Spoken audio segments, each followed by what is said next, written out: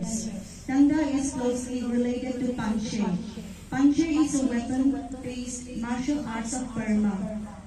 Both can be practiced in three different ways: ritual, demonstration, and combat. The first is in sync with the tantric practices. In the second, there are sword and spear dances. And the third way is the real fighting technique. This is the Manipur Tangda martial arts, the tradition of which have been passed down over the centuries. The art as seen today observes elaborate rituals and rules which are strictly observed by the participants. Performing to you live is the Haokok Thang and Hungreiyung, a branch of Ukhrul District Tangda Association. The items which they are going to perform are, in the first place, group demonstration. In the second place, dual art of war.